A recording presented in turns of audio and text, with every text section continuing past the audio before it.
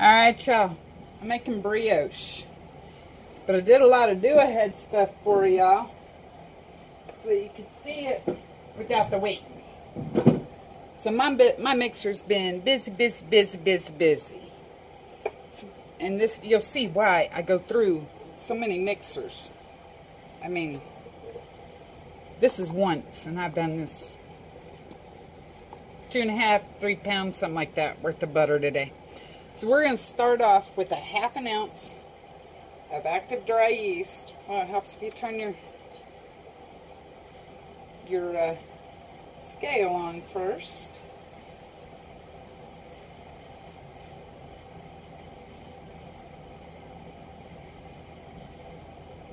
For those of you that don't have a scale, that's about 4.5 teaspoons of yeast. I'll zero that out. We're going to go with about 18 ounces or 1 pound plus 2 ounces all-purpose flour, roughly 4 cups.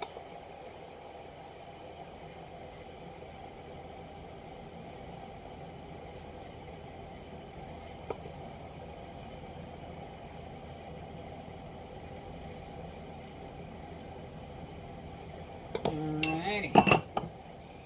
Stick that on the mixer. Start stirring it. I'm going to add 1/2 cup. Ooh, I forgot my salt. That needs to get mixed in there before I put that milk in there. I'll put a teaspoon of salt. Glad I looked over there, because I'd have moved it out of my way if I hadn't done it already. If I'd done it already, I mean. So, 1/2 cup warm milk. I don't wait for it to come up to room temp, guys. I literally stick it in the microwave for about 30 seconds. You just want it to be just where you can tell that it's not cold if you touched it. You got a kind of okay view there. So I have 2 sticks of butter cut up. That's going to come in real handy here in a second. We have 4 eggs. This does better if you have them be at room temp. So I'm just going to pour them in slowly. Let one kind of get broke up a little bit before I add the next.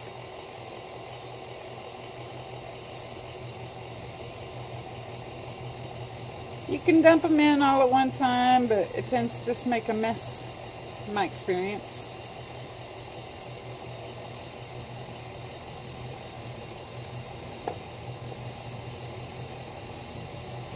Now, let me get this stuff out of my way. This is going to be your best friend. Kind of flexible, but also kind of has some stiff edges. That's what you're looking for a spatula for this stuff. You can do a lot of scraping on this, okay? I don't know if I can move this out any or not. No. Alright. Stop and scrape. You do a lot of scraping if you're not sure if you need to scrape it or not, go ahead and scrape it. That's the best way to make brioche in my experience. I'm going to bump that up to level 2 speed. So it starts pulling more of that flour away from the edges. So if I bump it up too high, it'll just send that flour everywhere. Still sending a little bit everywhere, so let me go ahead and turn it down just a little bit. A lot of people use a paddle for this part. I don't. Then I just have 2 things to wash. It works just as well in the long run if I just use my bread hook. You can do this by hand, but you'll see by the time this thing's done mixing, you're going to be like, yeah, that's why she don't do that by hand. I need to scrape. If you can see in there the edges of the bowl, if it's looking like that, you need to scrape it.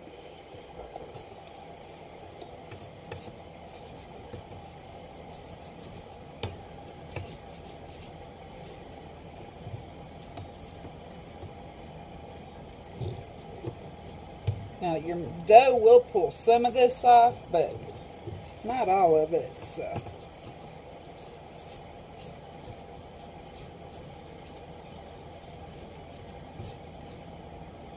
Alright. Lock it down. And we're going to go ahead and go back up to speed 2. We got more of that flour worked in there. Looking a little shaggy. Oh gosh, you can't even see in there, can you?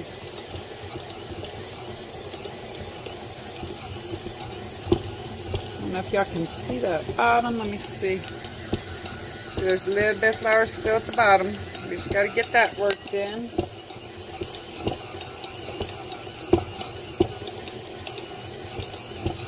Alright, we are about there. See how there's no more flour left at the bottom? Let me see if I can get you in there. You know what? Let's just do this these way. See how there's no flour left at the bottom? That's where you want to be.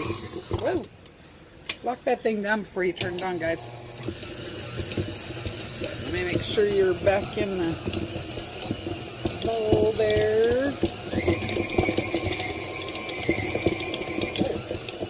I only want that on like a 3. It's not wanting to stay locked down now. So we got all this butter cut up in these chunks. We're going to start feeding it in there a little bit at a time, a little handful at a time, so we see it's kind of mixed in. Man, I'm having to hold my lockdown.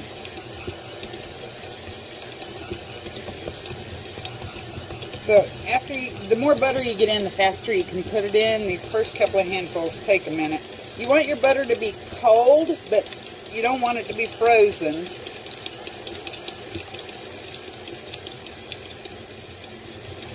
I cut this up from frozen this morning and then stuck it in the fridge so it could come to this fridge temp.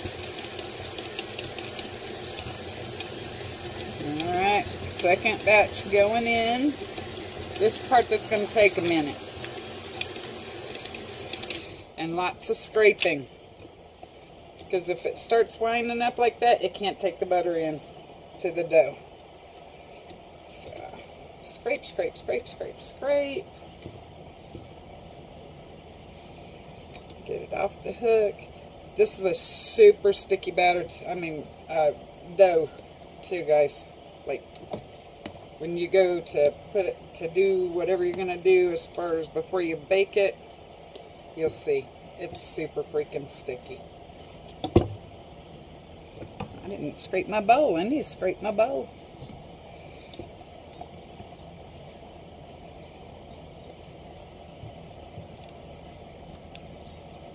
Anytime you scrape the bowl on this, make sure that you're getting all the way down to the bottom, because a lot of your butter will get left down there if you don't. So I just kind of scrape under my dough ball and kind of lift it a little bit.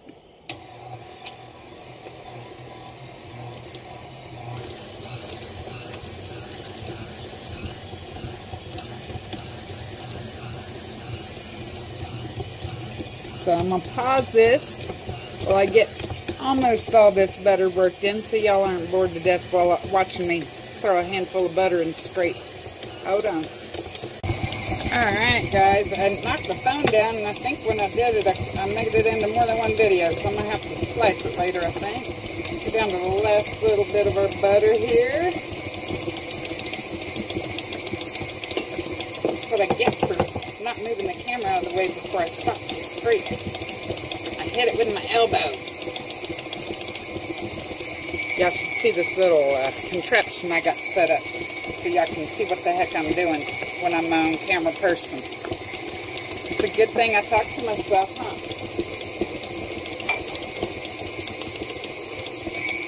Ooh, it's getting there, it's getting there.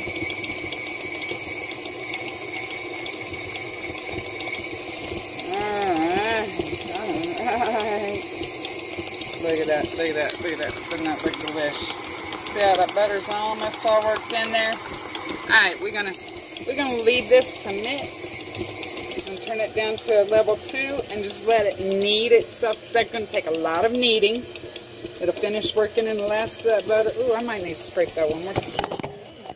See, that's what I did a while ago. brioche. It'd be nice if I had a camera person. But no, I'm my own camera person today. Alright. Got that scrape.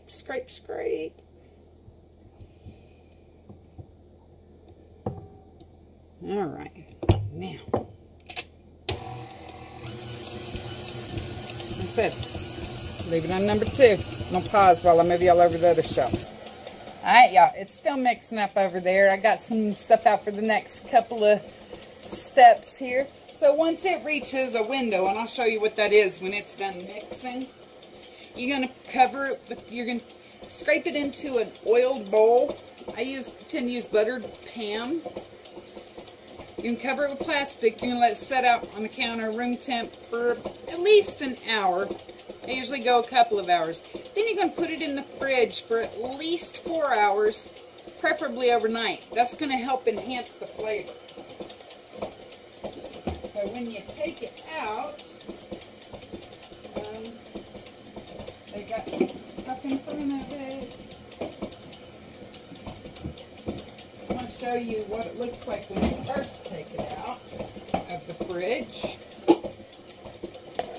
It's kind of like this. Texture-wise, pretty firm. Then you're going to let it sit out on the counter and become to room temp again and start to rise again. I'll put this one back in the fridge. Guys, after it's risen on the counter for a couple hours, you can even freeze it and cook it later. Alright, so I took this one out of the fridge earlier and let it come to room temp. You can see it's nice and mushy. So I'm going to put just a light layer of flour on the table here. Not much at all. It'll suck it in, but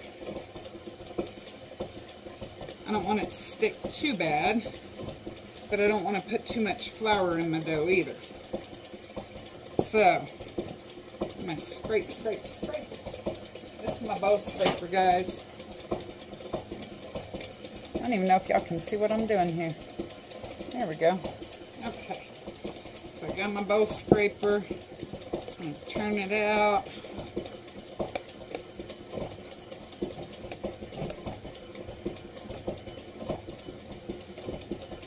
You hear that? It's still mixing over there.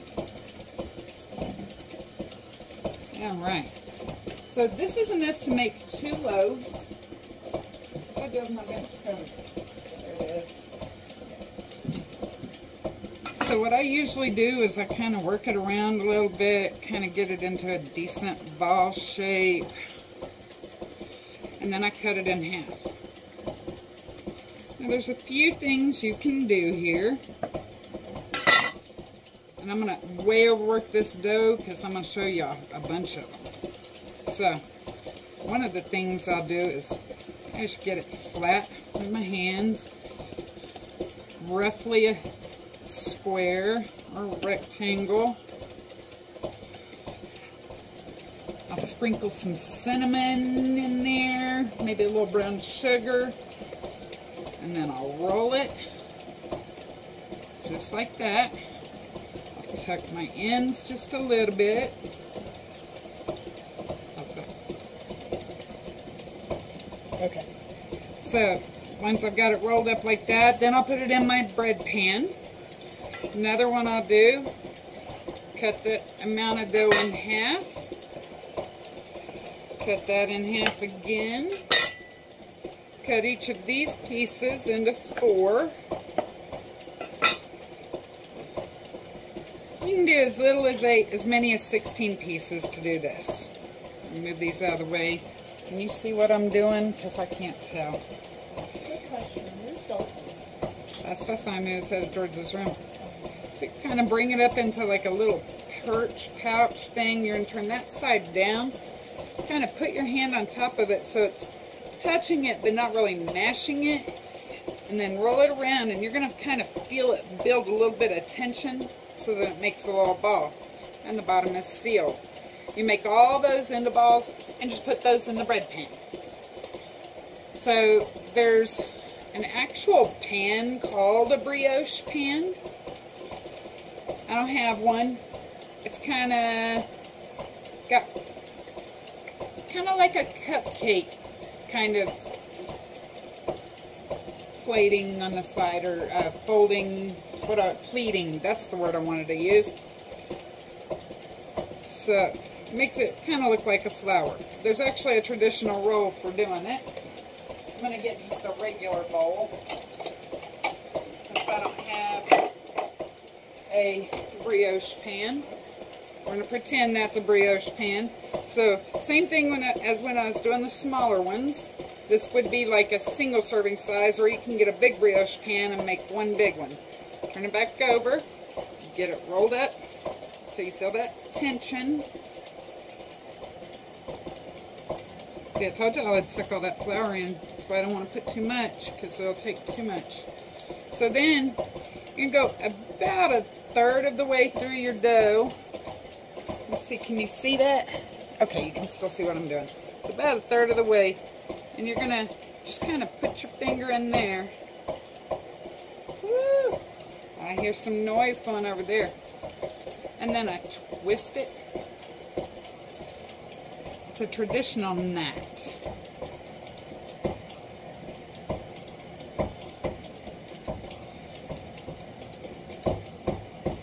And then you put it in your little pan like that, and then when it bakes off, it's going to have like a little knot of dough on the top.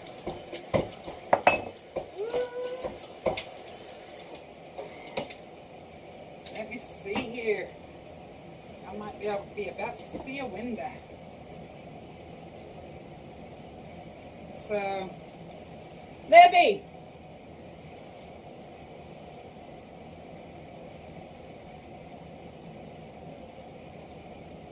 So, to see if you have a window, kind of just grab a bunch out of the pan, out of the mixing bowl, roll it up, and then just start stretching it. And you want to see, well, nope, it ripped, so we're not quite at a window yet. I think I'm crazy when I say it'll make a window. You'll be able to pull it so thin you'll be able to see light through it, and it won't tear. That's when you know bread dough is ready. Okay, so where was I? You know what? I'm going to put this. What did I do with that bowl that came out of it? Just get that out of my way for now.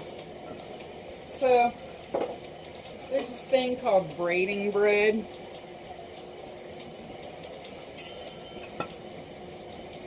I did one that I'm going to show y'all a picture of. It's an 8-strand bread. So, what I'm not going to show you is an 8-strand, because that one takes forever to braid. So, cut this into thirds, because we want to have 6 pieces. You want them to be roughly the same size. When you're doing the one with the balls, it doesn't matter if they're roughly the same size. It kind of makes it look kind of cute if they're not roughly the same size, I think. Alright, so I'm going to put my little pockets of dough all over on the outside. I'm still going to start with that basic make it into a ball thing, just because I find I can make better strands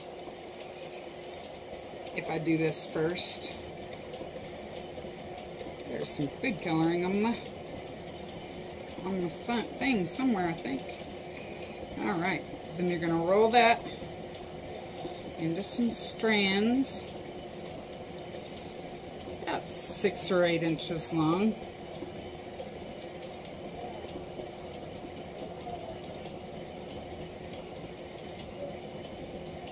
Some of mine come out better than others. I do pick the end that seems like it rolled the thinnest, and I put it at the top. I don't know if you can see it, because I can't get my camera person to come and tell me anything, because they're acting like I ain't existing or screaming at them today. That's why I'm doing it all on my own. That's 3. That's 4. And that's 5. See, they look much better when I roll them out into a ball first, I'm telling you. I don't know if y'all can tell that or not. They stay much nicer. Okay, so we're gonna just kind of twist the end. Can I get a camera person? Because I can't tell if anyone can see on this video.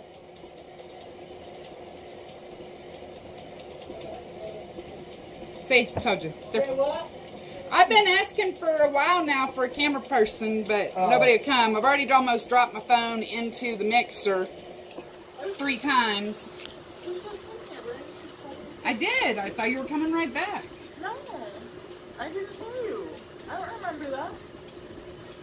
Okay, so you're going to take your outside one on the left. You're going to cross over 2 strands and go under 1 and then back over 2 and then just kind of curl it back down beside that last one. Take your next strand, over 2, under 1, over 2, curl it down. If you need kind of stretch to keep the same length, but don't stretch it too much. Over 2, under 1, over 2, over 2, under 1. And it does not matter how many, you can use 20 strands this exact same way, and it will still braid.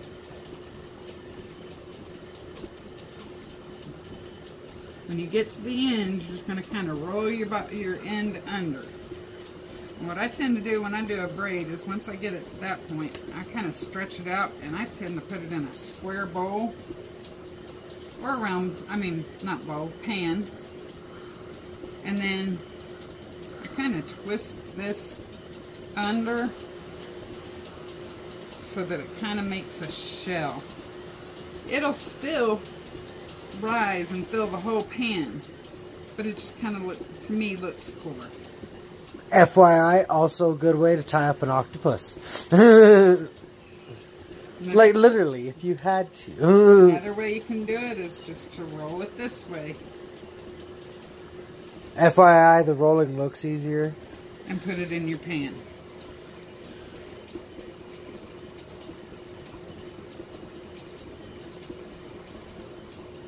You can go back to your basic roll.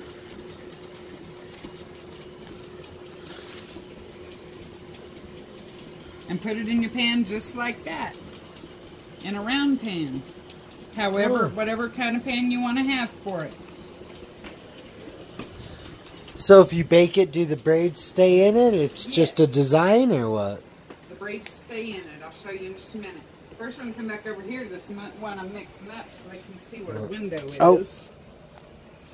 So, A window. Can you see there? Is there enough light? Because I had a light bulb burn out while I was doing this. I don't know. Okay. Are you right here even facing what I'm doing with my hands here, dude? I thought we were going to the board. Nope. So, make a ball. We're going to start stretching again. It tore, so it still needs to be mixed more, but it's getting close. Because see, come behind me, Dalton, so you can look at it through the window. See how it's starting to get there where you can see the window through it, but then it's tearing, so it still needs a little more kneading. Can you imagine if you're doing, whisking. Can you imagine if you're doing all that by hand, guys? Alright, let me come back over here now, Bob. So these are some I put together earlier. This one I just did the balls. They were all different kinds of sizes. I just kind of push them so that they end up being about the same height once they're in there. I wanted my cinnamon to kind of work its way between them. So I put some cinnamon sugar on it while it was while it went right after I did them. Close up of cinnamon sugar. My pastry brushes keep disappearing too. There's the one. I do not use pastry brushes. No, it's after I use them that they disappear. So we're going to take another egg. We're going to beat it up really good. Some people say just use an egg whitewash. I just use a whole egg wash. We're going to put a pinch of salt in it. Got most of that salt on my fork. It's not deep enough to pull it back up. There we go.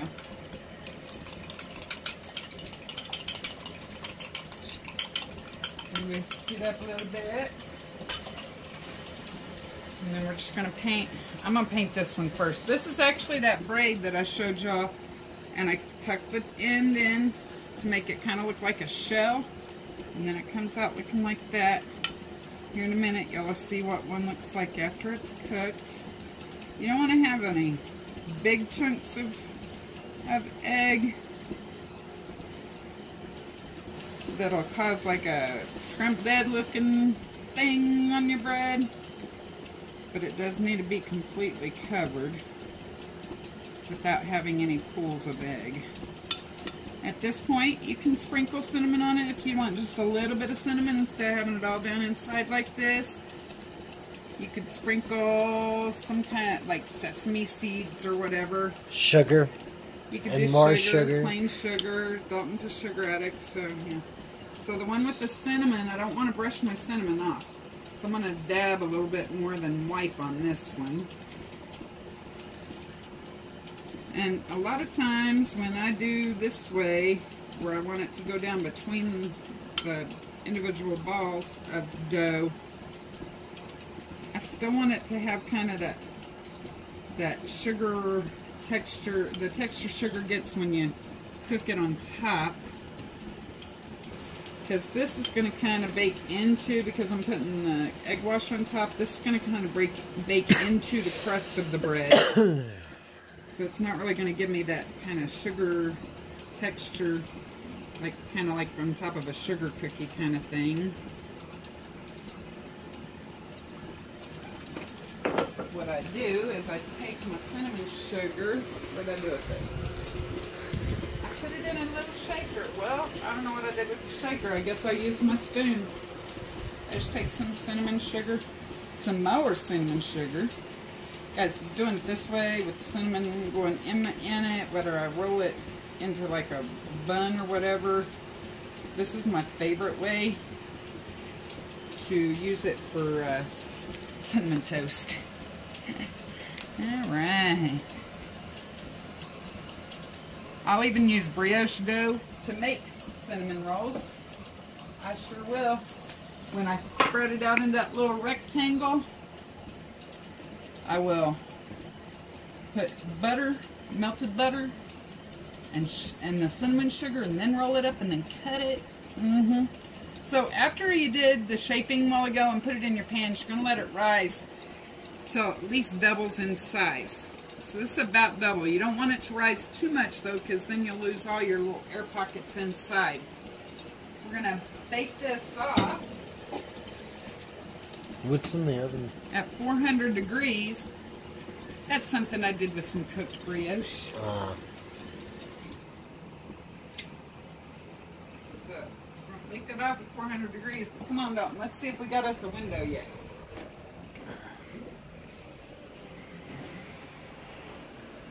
Now y'all know why I don't do that kneading by hand. See? Whoa, it's still tore. So it's still even going to need a little bit more. But you can see, you can stretch it thin enough to see light through it. It's pretty close though. Maybe 5 more minutes. And then it'll be ready to just wait. Alright, I'll be back in a minute with the finished product. So these are some brioches I cooked off a couple of days ago. This one is just I cut the recipe in half with my knife and threw it in a bread pan. I didn't do anything special with it. Literally just threw it in the bread pan. This one is a 6-strand braid. So that is, and these are a couple of days old because I've been letting them get stale so I can make some French toast and some bread pudding with them. But that is the finished product. It doesn't normally look like this on top, but I've had them in a plastic bag for a couple of days. This one's a little drier. That one was probably a little still warm when I stuck it in there. But it will still make some lovely French toast. So, there we go. Y'all have a good day.